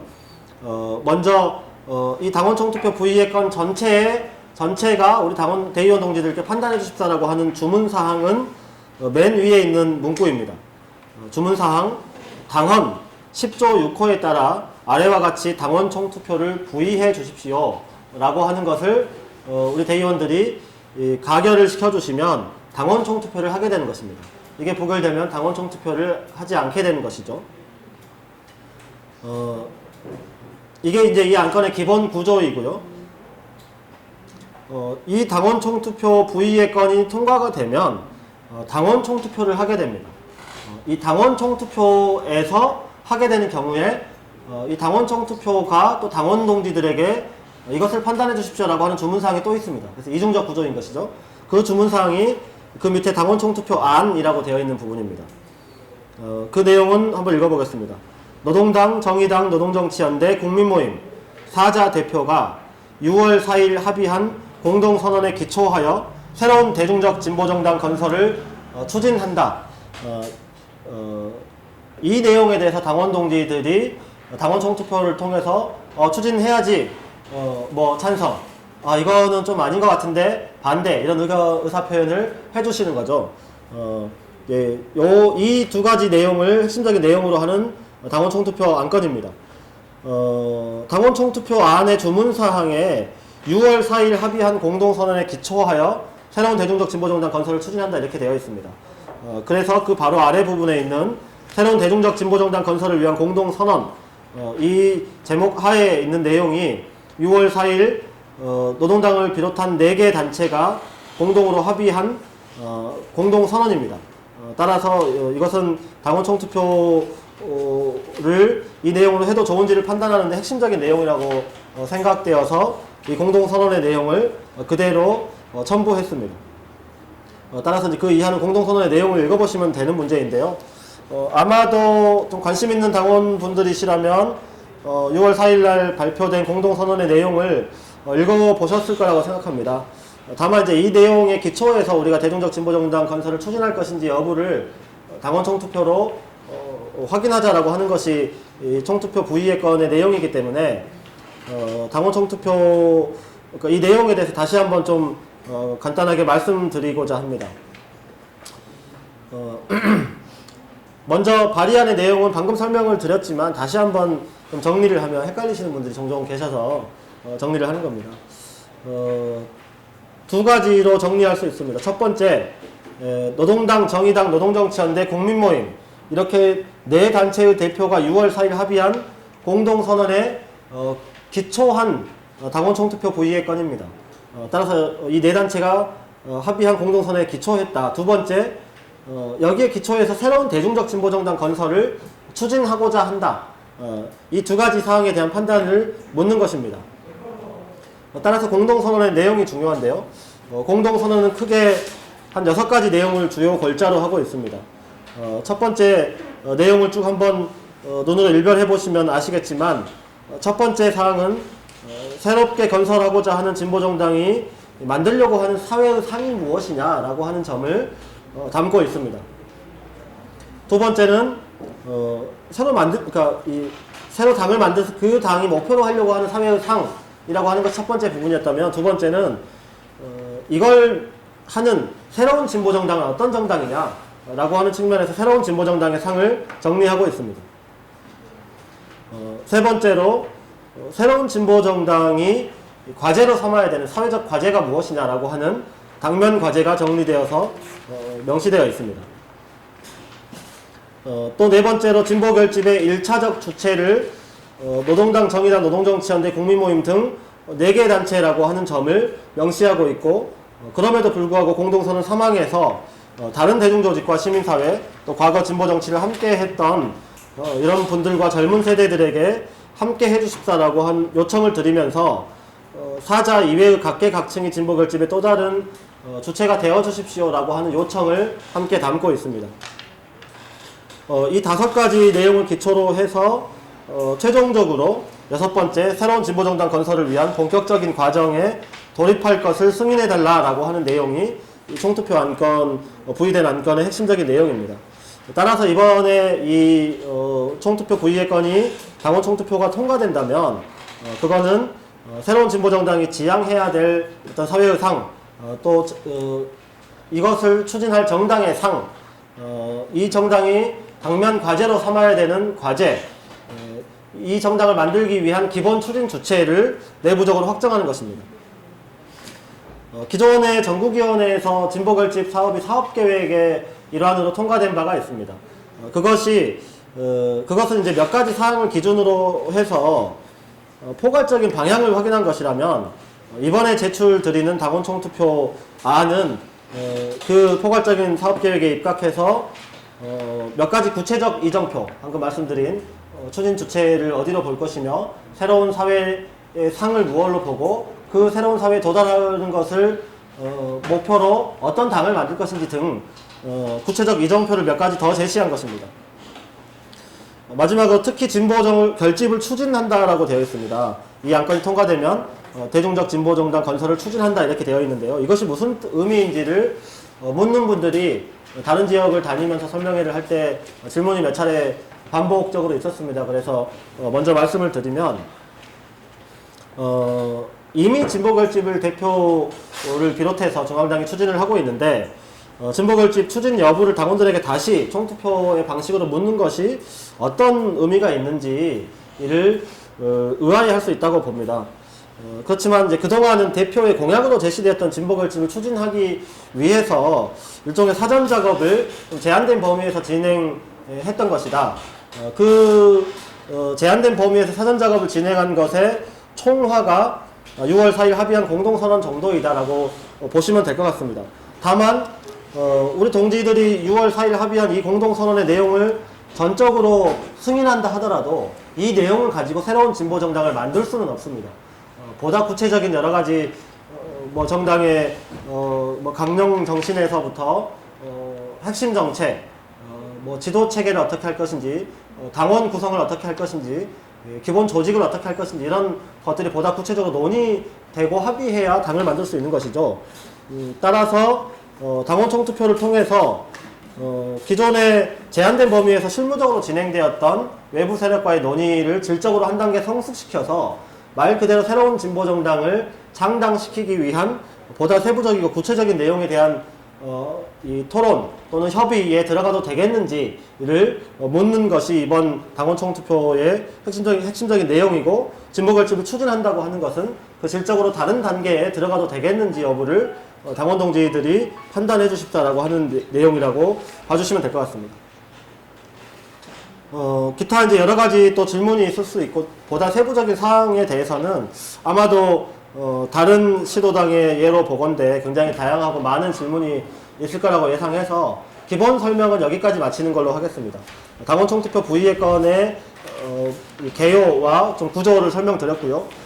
보다 세부적인 사항은 또 의문 나는 내용이 있으시면 질의의 형태로, 또 의견이 있으시면 의견의 형태로 좀 다양하게 말씀해 주시면 좋겠습니다. 네, 그 질문은 일단은 가장 간단한 질문부터 먼저 좀 해주셨고요. 네, 간단한 그 해석이나 뭐 이런 그런 걸 먼저 하고 그 다음에 복잡한 질문들 이거 진행하는 게 나을 것 같습니다. 질문 한번 하는 거예요. 그래서 일단 간단한 질문들 먼저 받고요. 간단한 질문 별로 없으시면은 간단한 질문 할 필요 없이 설명 잘했다 싶으시면은 바로 복잡한 질문 넘어가겠습니다. 간단한 질문인데 해석과 관련된 건 좀 간단한 질문. 단문 간단한 질문, 간단한 답변 참 가능한 거고. 네. 단답형 답변이 설명이 가능한 어렵습니다. 네. 네. 따로 뭐 간단한 질문 없으시면요, 바로 그냥 약간 분위기가 아무래도 간단한 질의응답과 그 다음에 약간 토론성 응답이 될 것 같아서 그렇게 드리는 거고요. 예, 그럼 먼저 드리는 겁니다. 예, 양편당에 드립니다. 15페이지에 33조 의결 정복수 가지고 33조 의결 정복수 1번으로 봐야 되냐 2번으로 봐야 되냐 가지고 또 당원 총투표를 해야 될 만큼 당원들이 생각이 다 다른데요. 이거 답변이 너무 길어지실 것 같고 네. 일단 당원 총투표 부의권이랑 네네. 그 앞에 총선 방침이 만약에 당원 총투표를 통과시켜 드린다면은 충돌하는 거 아닌가 싶기도 하거든요. 네네네. 총선 기금을 모았는데 당원 총투표를 통해서 합당이 되면 그건 어떻게 되는 거냐, 그리고 그 기본 방침은 뭐 때문에 통과시킨 거냐라는 좀 되게 좀 많이 충돌되는 부분들이 있어서 둘 다 통과되는 상황이 벌어지면 어떻게 되는 겁니까? 첫 번째 질문은 굳이 답변 안 해도 되는 내용인가요? 그래서 일단 최대한 말씀을 짧게 드릴게요. 요 질문이 다른 데에서도 있었어요. 이게 또 그렇게 보이는 모양입니다. 저는 이제 그렇게 안 봐주셨으면 좋겠는데 그래서 설명을 드리겠습니다. 다소 형식 논리일 수 있지만 이렇게 저는 생각해 볼 수 있다고 생각합니다. 당원 총투표가 부의가 돼서 예컨대 이제 진보 정치의 통합, 결집이 결정되었어요. 그렇게 되면 우리가 이미 세워놓은 총선에 대한 기본 방침을 우리가 기본 방침을 설명 방금 드렸지만 그 전제로 우리 당이 처한 여러 가지 상황이라든지 주객관적 조건, 뭐 상대적으로 우리가 갖고 있는 것, 상대적으로 우리가 좀 못 가지고 있는 어려운 상황 이런 것들 좀 말씀드렸잖아요. 근데 진보 정치 결집을 통해서 진보 정당에 대한 대중적 기대가 보다 높아지면 저는 지금 현재 시점에서 우리가 내년 총선을 고민하는 것보다 더 나은 조건에서 다음 총선을 고민하는 행복한 고민에 빠진다라고 생각합니다. 그런 의미에서 총선 방침안은 목표가 상향 조정될 필요가 있겠죠. 우리가 이렇게 한두 명 이상 당선, 2% 이상의 득표라고 세워놓은 목표를 상향 조정해야 되는 상황이 될 수 있습니다. 진보 결집을 통해서 진보 정당에 대한 대중적 기대가 높아진다면 우리가 총선 기본 방침을 정해놓았다 하더라도 이 목표를 어디까지 상향시켜야 할지를 놓고 고민해야 되는 상황이라면 저는 그런 정도의 고민은 마다할 이유가 없다라고 생각합니다. 왜냐하면 기본 방침 한번 정해놨다고 해서 이것을 보다 낮게 수정하는 것도 아니고 보다 상향 정도 해야 되는 거 아니냐 이런 고민을 하게 되는 경우라면 그렇죠. 반대로 진보 정치 재편 또는 결집에 대해서도 우리가 충분하게 토론을 했는데 우리 당원 동지들이 보기에 아직은 뭐 여러 가지 이유로 시기상조이거나 적절하지 않은 것 같다라고 하는 판단을 할 수도 있습니다. 저는 그 판단을 하게 될 가능성이 상존하기 때문에 바로 그것을 위해서라도 우리가 최대한 총선 준비를 치밀하고 일찍부터 시작하고 있어야 된다라고 생각합니다.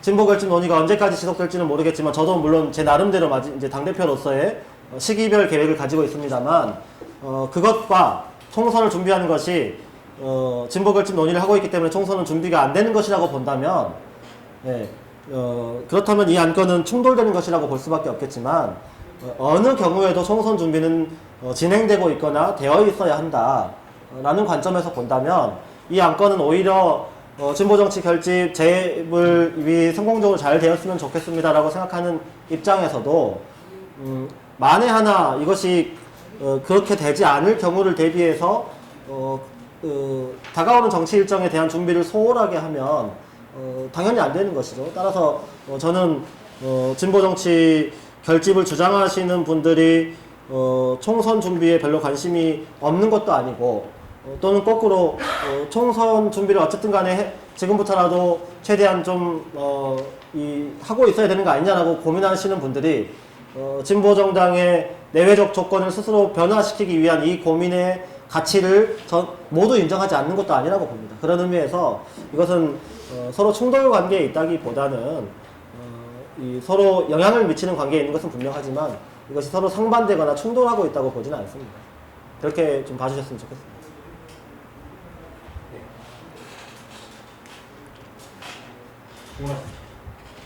이렇게 자유롭게 질문을 해주시면 될 것 같습니다.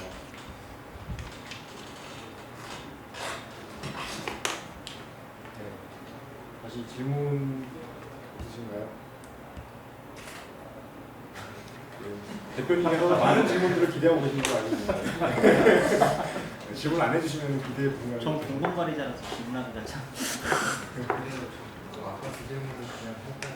예. 그 질문을 정돈해서 해주시는 게 이야기를 이어갈 수 있을 것 같습니다. 아마 질문이 하나도 없을 것 같아요.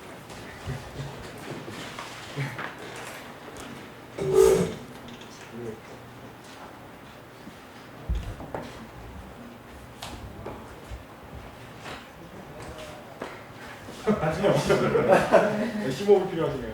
그럼 제가 질문 잠깐 짧게 드릴게요. 뭐 지금 결국 쟁점이 그거잖아요.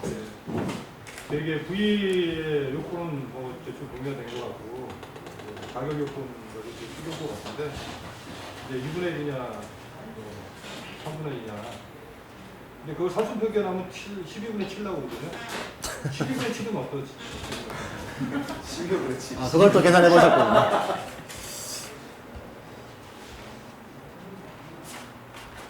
그게 질문인가요? 네. 예. 질문이 더 이어질 줄 알고.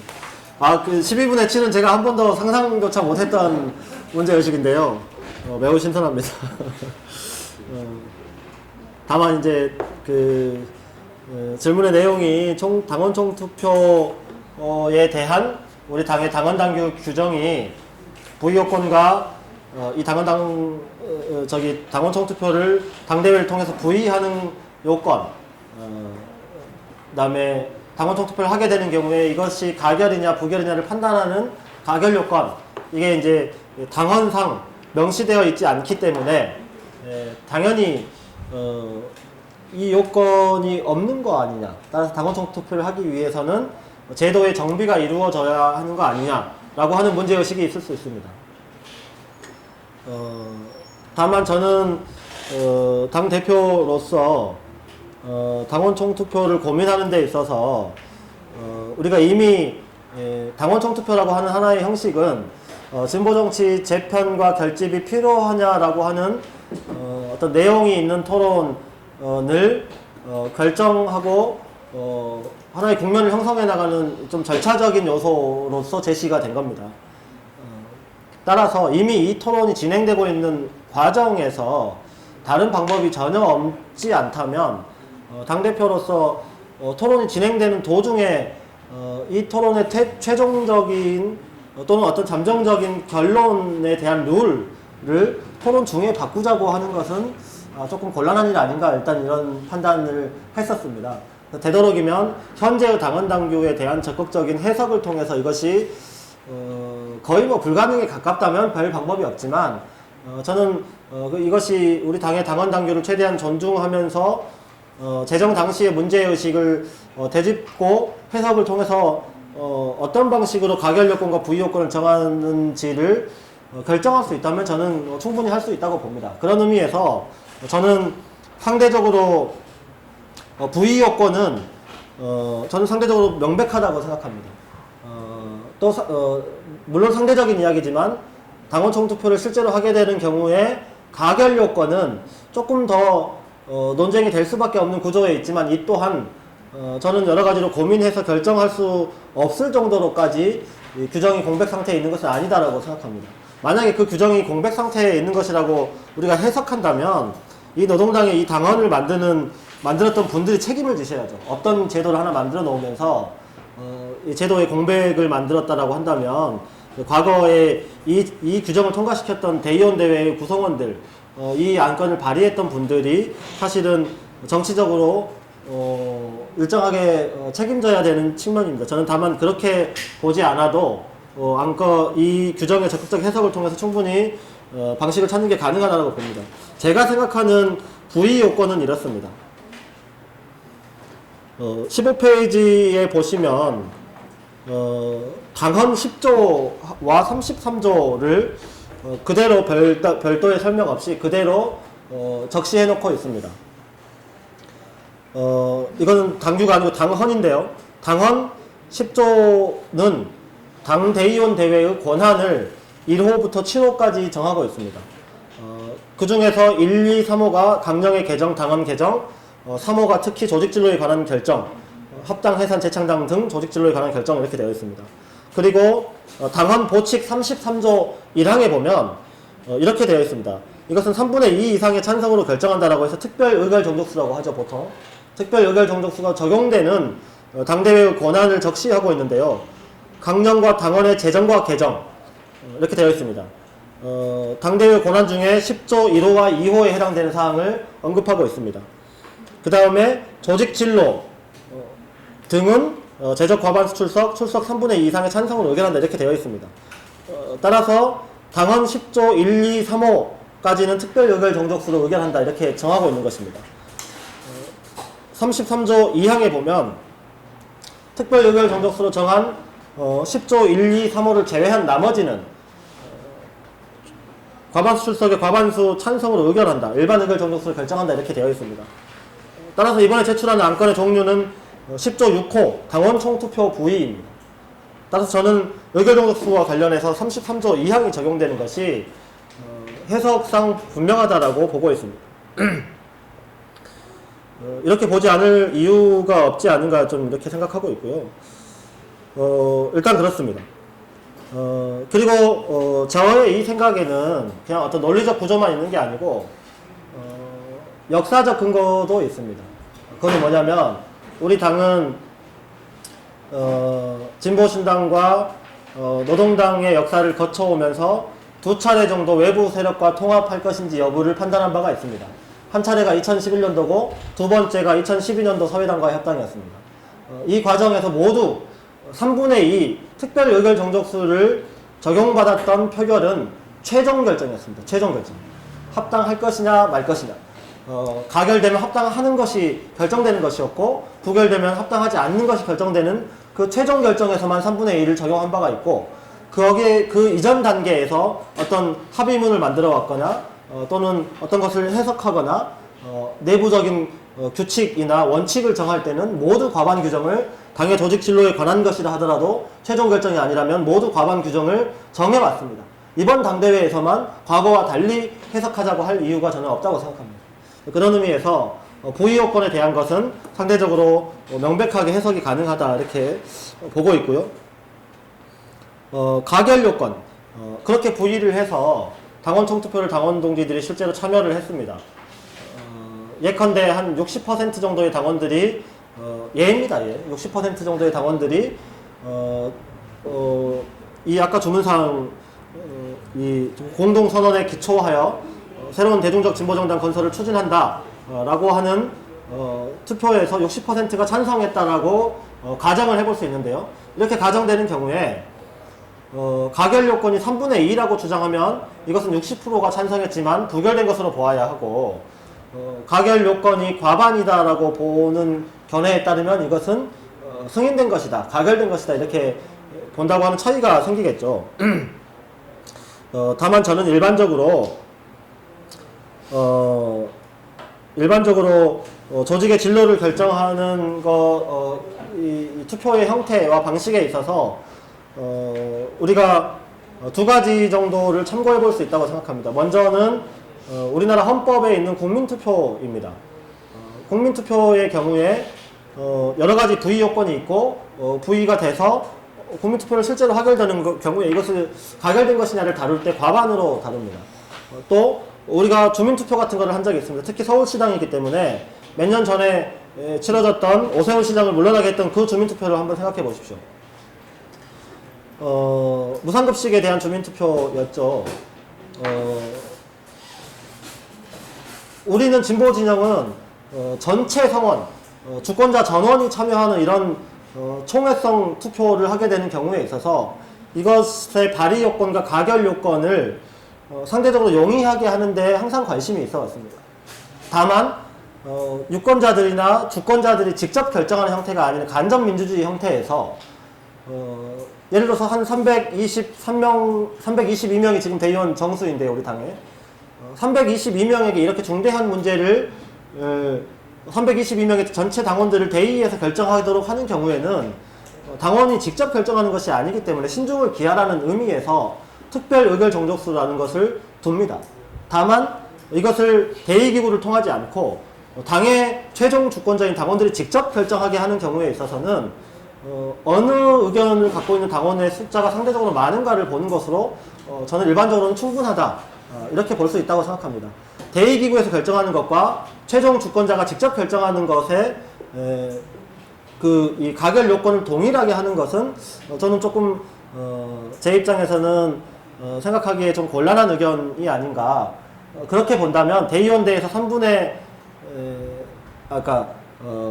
당원 총투표에서 3분의 2 이상이 찬성해야 결정되는 것으로 본다면 당 대의원대회는 대략 예를 들어서 한 4분의 3 정도로 요건을 강화하는 것이 보다 상식에 부합하다라고 하는 게 제 판단입니다. 다만 여기에 있어서는 여러 가지 이견이 있을 수 있다고 보고 그것까지를 포함해서 아까 제가 말을 하다 보니까 약간 말씀을 결과적으로 생략한 게 있는데요. 당원 총투표 부의의 건에서 13페이지 그 발의자 이름이 쭉 연명되어 있는 바로 윗부분에 보면은요, 맨 마지막 문구가 이렇습니다. 당원 총투표 시행에 대한 실무적인 문제가 있을 수 있기 때문에 기본 당원 총투표의 기본 원칙으로 당원의 직접 평등 비밀 무기명 투표에 의한다라고 하는 기본 원칙을 당원 총투표 시행의 첫 번째 원칙으로 삼았고 두 번째로 당원 총투표의 실시와 관련된 제반 사항은 중선관위가 관장한다 이렇게 정했습니다.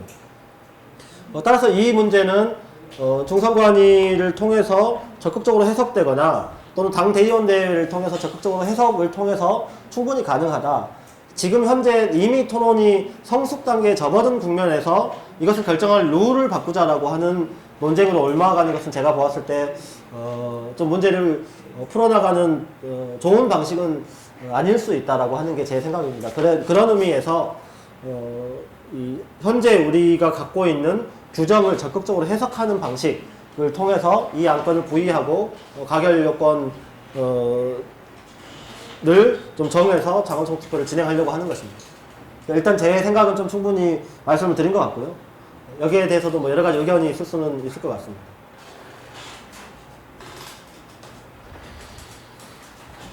추가 질문. 네. 아니 12분의 10이 어떻게 아, 예, 그거요. 아까 그거 말씀드렸는데 아직까지 한 번도 상상을 해보지 못한 것이어서 제가 이런 자리에서 섣불리 말씀드릴 수 있는 게 아닌 것 같습니다. 질문 드는 이유는 말씀하신 이유 다 논리적 논거가 있다고 생각합니다. 그리고 당 게시판에 어떻게 쓰셨는데 이 자리에 계신 분 같은데 대표성이 대의가 어쨌든 간에 다음에 의사랑 괴리가 발생했을 때는 그걸 보완할 장치가 분명히 있어야 되거든요. 그런데 문제는 이제 그게 아까 지금 예로 들었던 여러 정책 결정에 대해서 주민투표라든지 그리고 충분히 저는 뭐 과반 가능하다고 생각합니다. 그런 건 최대한 그 여건이 되는 대로 의사를 물어서 그런 거를 뭐 적하면 좋다고 생각하는데 이거는 상당히 조직질로 대한 이후에 이제 이유가 없을 수, 그러니까 이거의 결정은 이유가 없을 수도 있는 굉장히 결정이거든요. 사실 이게 뭐 다 이쪽에서 논의는 다 맞는데 제가 이제 11분의 7을 말씀드렸다는 건 결국은 뭐냐면은 그런 그 뭐 합당한 논리 이유에도 불구하고 이 당원총 투표는 결국은 이 참여자가 이거에 대해서 동일한 상황을 공유해야 되는데 그걸 제대로 다시 풀 수가 없거든요. 12분의 7이 굉장히 우스운 숫자긴 한데 그게 왜 우스우냐면은 사실 이거에 대해서는 서로 동일하게 합의되거나 상에 지금 없는 상태입니다. 그래서 이게 아까 대표님께서 이게 룰을 바꾸는 건 옳지 않다고 생각하시는데 오히려 제가 입장에서는 대표님이 이제 갑자기 당원들이 고민하지 않았던 룰을 가지고 오셔서 당원들 좀 말씀드린 게 아닌가. 정치적으로 제가 풀어드리는 것 같습니다.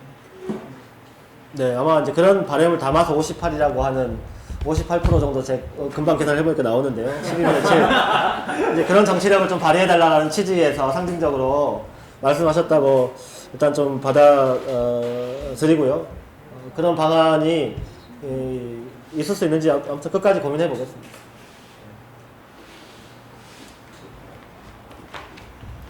네. 다른 또 질문 있으십니까?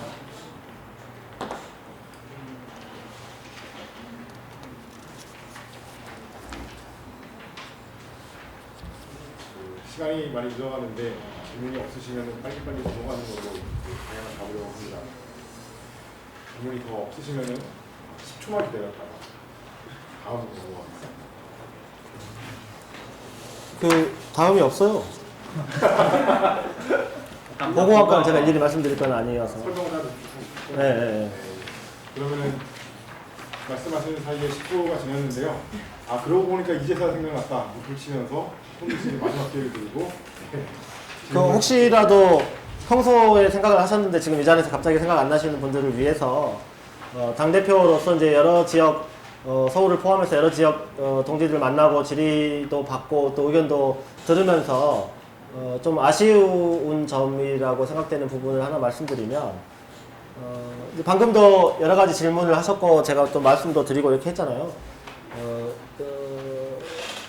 가결 요건과 부의 요건에 대한 것이 이제 질문이 좀 많았고 그렇습니다. 근데 이제 정말 우리가 진지하게 토론해야 되는 내용이 이렇게 형식적인 것에 국한된 것이냐 그건 아니지 않을까요? 라고 하는 질문을 동지들에게 조금 말씀드리고 싶습니다. 우리는 진보정치, 그러니까 노동당을 포함해서 전체 진보정치 세력이 매우 침체의 일로를 걷고 있는 상황에서 당활동을 하고 있고 비단 진보정치의 어려움 뿐만 아니라 전체 사회운동, 노동운동이 여러 가지로 악조건 속에서 진행이 되고 있습니다. 진보정치가 큰 틀에서 손을 한번 잡아봅시다 라고 하는 것은 이 어려움을 이런 방식으로 한번 넘어서고자 결정을 해봅시다 라고 제안드리는 것입니다. 물론 방법이 이것만 있는 건 아닙니다.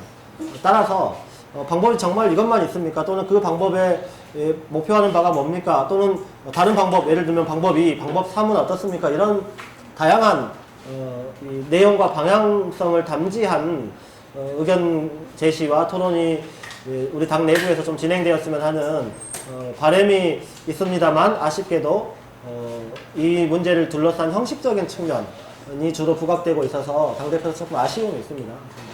그런 측면에서 혹시 이제 진보 정치 결집을 둘러싼 여러 가지 좀 내용적 측면에 대해서도 좀 질문이 있으시거나 의견이 있으시면 많이 좀 말씀해 주셨으면 좋겠습니다.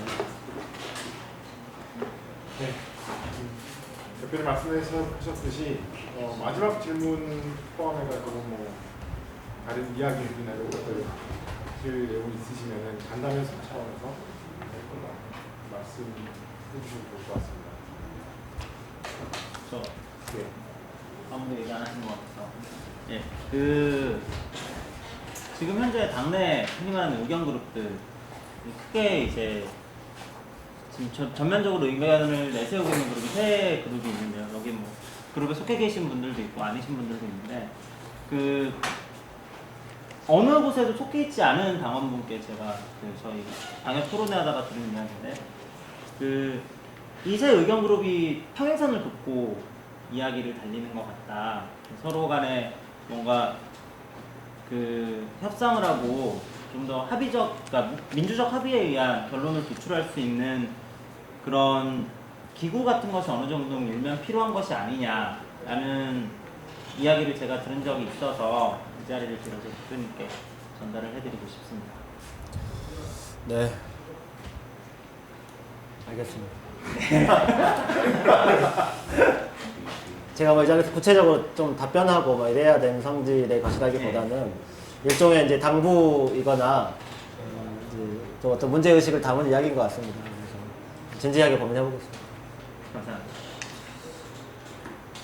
혹시 대표님께서 부의 조건이나 자료 요건에 대해서 이렇게 지적을 하셨을 때 다른 이거 반대하시는 분들은 있었나요? 다른 반대하는 일단은 지난 전국위원회에서 부의 요건을 제적 과반수로 하고 가결 요건을 3분의 2로 하는 제적 3분의 2로 하고 부의가 3분의 2, 부의 3분의 2. 네, 부의를 3분의 2로 하고 결정을 가결 요건을 제적 과반수로 하는 안이 제출된 바가 있습니다. 물론 이제 최종 토론과 표결회까지 가지는 않고 중간에 안이 철회되어서 이제 접어지긴 했습니다만 어쨌든 그 안을 발의하시는 분들은 기본적으로 가결 요건과 부의 요건이 그 정도는 되어야 하지 않겠냐라고 하는 고민을 하고 계시는 거겠죠. 다만 이제 당규상의 숫자로 당헌상 분명히 나와 있지 않기 때문에 분명히 하자라는 취지에서 그런 의견을 주신 거고 그 의견을 내셨던 분들이 대표적으로 이제 바깥에 드러나는 방식으로 가결 요건과 부의 요건에 대한 의견을 그런 방식으로 일단 제출하신 바가 있는 것이다 이렇게 볼 수 있을 것 같고요. 그다음에 이제 제가 방금 말씀드렸던 가결 요건과 부의 요건에 대해서도 아직은 본격적인 방식으로 아니야 3분의 2로 해야 되는데 그 이유는 무엇이고 또는 가결 요건과 부의 요건은 어떻게 달라야 되고 또 제가 쭉 이제 근거다라고 이렇게 나름대로 말씀드린 것에 대해서 조금 반박하는 이런 내용을 아직은 본격적으로 그 부분이 세세하게 논의되고 있지는 않은 것 같습니다. 다만 이제 아직 좀 그 부분에 대한 토론 시간은 남아있기 때문에 앞으로 그 부분도 좀 논의가 진행되어야죠.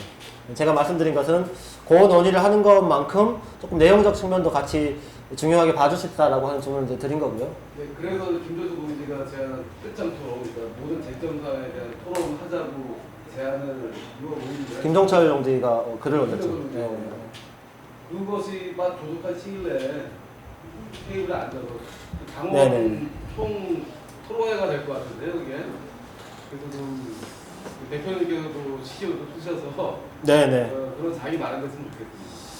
네. 그래서 이제 대표단이 뭐 지역을 다니면서 당대회 안건 설명을 하는 기회에 이런 의견과 질문을 받는 것도 이제 그 일환이고, 또 이제 이렇게 당의 공식 당부가 치르는 것뿐만 아니라, 의견 그룹들도 당원들의 의사 형성을 돕기 위해서 또 다양한 방식의 토론이 진행될 수 있다고 보고, 비록 당의 골간 조직을 통해서 하는 제한된 토론은 아니지만, 최대한 그 토론이 성사되고 또 필요하다면은 뭐 다른 방식으로라도 그 2차, 3차 토론회가 어쨌든 논의하고 토론하고 숙고해보자라고 하는 문제의식이 지속될 수 있도록 여러 가지 최대한 고민을 이어가 보겠습니다. 일단 그렇게 말씀드리겠습니다. 다음 주 월요일 날 비관지 주최로요. 전파 토론회가 있습니다. 확정됐나요? 제가 그건 못 들어서. 월요일 저녁 7시인가요? 예, 내일 광고 나가서 그리고 뭐 영상으로도 하겠네요. 생방송.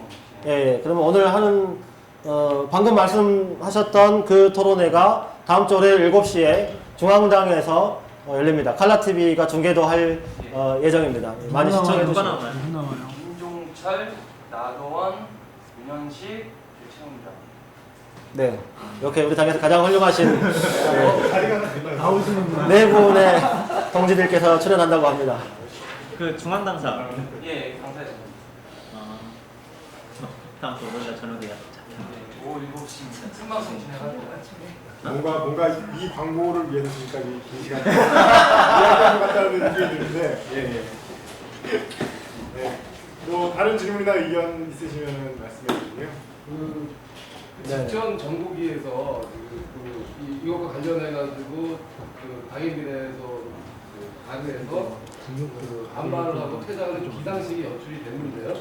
그 부분에 대해서는 아마 대의원 대회에서도 그런 일이 벌어졌더라고 저는 이제 우려를 하는데 그게 이번 당대에서는 그런 모습이 연출되지 않도록 어떻게 책임을 지고 하실지 물론 뭐 대의원 의장께서 하시겠지만 어떻게 할지도 그게 상당히 우려되거든요. 다른 것보다는 대표님께서는 이번 그 직전 정부기 사태에 대해서 어떻게 바라보고 계시고 그런 일이 앞으로 없을 것이다 라고 어떻게 생각하시는지. 그 지난 전국위원회 때 이제 당헌 개정 안건을 다루는 과정에서 일부 전국위원께서 논의 진행의 전반적인 방향이 지나치게 좀 정파적인 논리로만 결정이 되고 있고 당 전국위원회 현장에서 아무리 토론을 해보아도 전국위원 한 사람의 의견도 움직이지 못한다. 거의 고정투표가 진행되고 있다. 이런 전국위원회에 유감을 표명하면서 퇴장한 바가 있습니다. 그 퇴장한 직후에 이 당헌 개정안이 철회되기도 했었죠.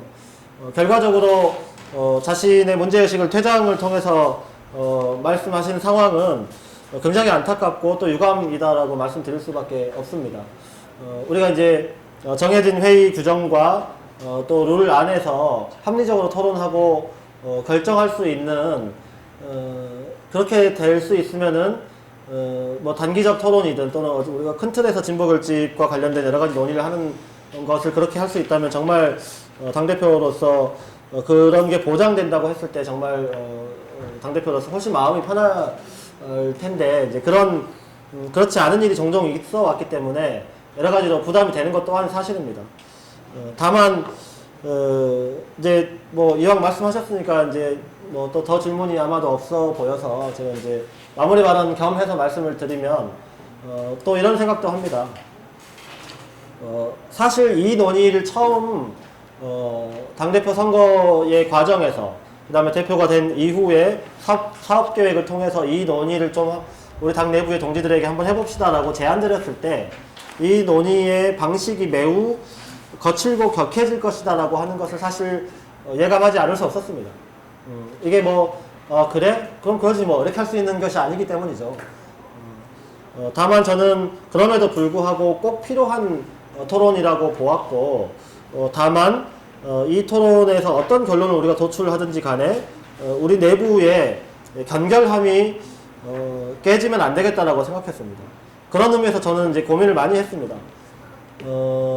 2008년도에 모두가 우리 모두가 공유하고 있는 경험은 아닐 수 있지만 2008년도에 제가 속해 있던 민주노동당 당 대의원 대회가 2월 3일 날 있었습니다. 저도 대의원의 한 사람으로서 그 대의원 대회에 참여했습니다. 그 대의원 대회에서는 당의 정보를 이북에 보고한 특정 당원에 대한 제명 안건이 상정되었고 그 안건이 부결되면서 일군의 대의원들은 대의원 대회 결과에 불복해서 그 자리를 이탈했습니다. 그리고 그 사람들이 고스란히 진보신당을 창당했습니다. 저는 이 고민을 지금 돌이켜 보았을 때 어떻게 판단해야 되는지에 대해서 요새 다시 고민하고 있습니다. 그때 내가 정말 잘한 것일까? 그때 무언가 문제가 있었나? 라고 정말 다시 고민하고 있습니다. 그때 잘했냐 아니냐라고 판단하는 것이 목표가 아니고 다시 되돌아본다라고 하는 것이 목표입니다. 2011년도에도 우리는 비슷한 경험을 했습니다. 그 당시 존재했던 민주노동당과 당을 통합할 것인지를 거의 1년 가깝게 토론을 했고 2010년도부터 그 최종적 결과가 2011년 9월 4일날 대의원 대회를 통해서 53%만 찬성해서 3분의 1 넘기지 못했기 때문에 부결되었습니다. 이 안건이 가결되도록 노력했던 적지 않은 당원들이 그 후에 탈당하고 통합진보당을 구성했습니다. 그리고 그 당은 다시 갈라져서 지금 정의당이 되었고 그 나머지 정당이 통합진보당은 강제 해산되었습니다. 2011년도에 어쨌든 진보신당 입장에서는 분당을 경험한 것이죠. 우리가 그런 방식대로 그런 식으로 토론을 하는 것이 불가피할까? 제가 다시 고민해보는 이 지점입니다. 그대로 하는 것이 불가피했을까? 다른 방식은 없었을까? 고민하고 있습니다. 다만 이것도 명징한 답이 금방 나오지는 않을 거라는 걸 알고 고민하고 있습니다. 그 1년 후인 2012년도에 우리는 사회당과 통합을 결정했고 통합이 순조롭게 진행되었습니다. 이것을 토론했던 기간이 2달이 채 되지 않습니다. 이런 방식으로 이번 논의를 진행해 볼까? 매우 짧고 간명하게 이렇게 진행을 해볼까? 그 방식은 매우 합리적이었나? 이것 또한 그때의 방식이 합리적이었다 아니었다 이렇게 결론을 내기 위해서 그 고민을 하고 있는 것이 아닙니다. 다만 지금 우리가 하고 있는 이 고민을 그때 어떤 부작용이 있었고 문제점을 지금 현재 시점에서 지적할 수 있다면 앞으로 지금 하고 있는 이 고민의 방식은 그것을 피할 수 있는 방법을 찾을 수 있지 않겠나 라고 하는 시사점을 얻기 위해서 과거를 돌아보는 것입니다. 그런 의미에서 저는 한 번도 해보지 않았던 활동가들이 토론과 논쟁을 합니다. 토론과 논쟁을 굉장히 많이 했습니다. 저는 거의 한두 번을 빼고는 토론과 논쟁을 통해서 애초에 A 의견을 가졌던 사람과 B 의견을 가졌던 사람이 섞이는 것을 본 적이 사실은 별로 없습니다. 그리고 이 경험은 우리 모두가 사실 굉장히 많이 공유하고 있는 것입니다. 우리가 토론하고 차이점을 드러내고 그래야 타협할 수 있지 않겠습니까? 이렇게 다들 이야기하지만 그 경험을 실제로 하는 사람은 많지 않습니다. 물론 전혀 없지도 않습니다. 저는 그런 측면에서 우리가 서로 다른 지점, 다른 생각을 충분히 확인하는 토론을 때로는 격하게, 때로는 여러 가지 형식을 갖추고, 때로는 비제도적인 방식으로 다양하게 하더라도 이전과는 다른 방식으로 할 수 있는 방안이 있다면 저는 우리가 한 번도 경험해보지 않은 활동가들이나 대의원들이 충분히 격하게 토론하더라도 최종적으로는 당원들에게 물어보자. 그리고 그 의사를 존중하자라고 하는 것만은 우리가 해보지 않았다. 그리고 만에 하나 이 당원의 직접 참여의 힘이 우리를 악역처럼 붙여놓을 가능성 또한 저는 당원 총투표를 고민하면서 가장 핵심적으로 했던 고민입니다. 그런 취지에서 당원 총투표를 부의하는 당대표로서의 문제의식이 있었다고 하는 점을 우리 동지들에게 좀 기회를 가지고 말씀을 드리고 싶었고, 물론 이 문제의식을 구체화하는 과정이 또 여러 가지 논쟁을 야기할 수도 있고, 또 현실적으로 어느 정도 그런 논쟁을 야기하고 있다고 인정하지 않을 수도 없습니다. 다만 그런 문제의식 속에서 저도 더 깊게 고민을 하겠습니다. 우리 당원 동지들도, 또 이 자리에 계신 분들도, 대의원 동지들도 우리가 합리적으로 토론을 하고 때로는 격하게 하면서도 모두가 인정할 수 있는 좋은 결론에 도달하기 위한 방안을 마지막까지 함께 찾아주십사 하는 말씀을 끝으로 제 이야기를 마무리하고 싶습니다. 네, 감사합니다. 거의 2시간 가까운 시간 동안 그 안성설명회와 간담회를 겸해서 이번 9월 18일 당대회 내용들을 같이 공유하고 질의응답을 통해서 이야기 나눠왔습니다.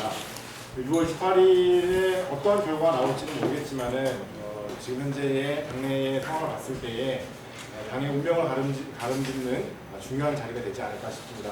그런 만큼 당 대의원님들의 고민과 그리고 당 대의원님들이 대의하고 계시는 당원들의 뜻을 잘 헤아리고 서로 같이 토론하고 결정하는 과정이 되기를 바랍니다. 네, 긴 시간 동안 수고 많으셨습니다. 수고하셨습니다. 수고하셨습니다.